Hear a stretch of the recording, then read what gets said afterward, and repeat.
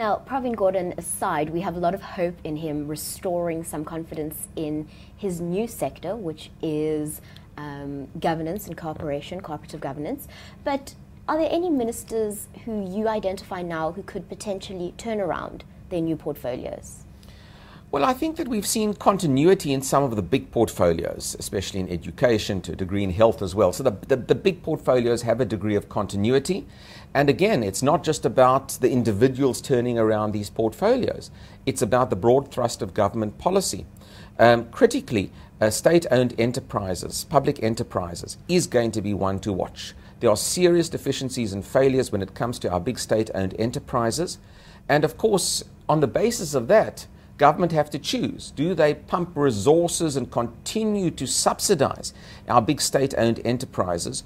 Or do we pull back a little bit? Does government retract a little bit and say, look, the private sector has to come to the party as well? Until that philosophical conundrum is solved within the philosophy of how the ruling ANC alliance works, it doesn't matter how these ministers are going to perform. There's a much more deep-rooted ideological straitjacket that government finds itself in to commit itself to an embrace of the private sector, as opposed to just being a government that calls for a redistributive state, an intervention state, a developmental state. There's room for that, but there's room for much broader embrace of the private sector that we haven't seen at the moment. The one portfolio that I'm obviously quite interested in as well is mining. In particular, we've seen a change there, and we've seen a new minister, Minister Ramatlhodi, who's now come into the mining portfolio. This is going to be critical. We know mining's contribution to gross domestic product in South Africa has declined. The labor relations on South Africa's mines really is at an all-time low.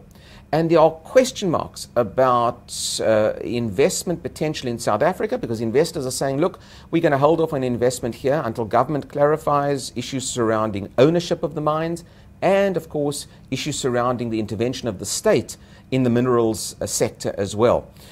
So the new minister will have to set a certain tone for his department. And his track record in itself, in his previous incarnations, has not been that positive. So there's one I'm really going to be watching to see whether he can possibly get his head around the issue of labor relations and bringing all those disparate parties to the table. And I think it's a critical one for us. If I might just say, one of the problem areas in South Africa, the big problem areas, is cohesiveness around economic policy.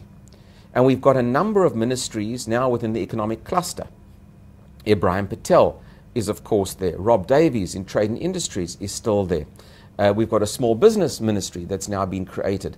A number of competing ministries in the economic cluster who often have their own individual vision of South Africa's future economic policy. And there again, I'm not sure whether we've seen enough cohesiveness surrounding economic policy, with each ministry, in a sense, going its own way. This is going to be an issue as to whether we can get a consensus around economic policy going forward, and a consensus that actually works and takes the country forward. I suppose only the next 5 years will tell.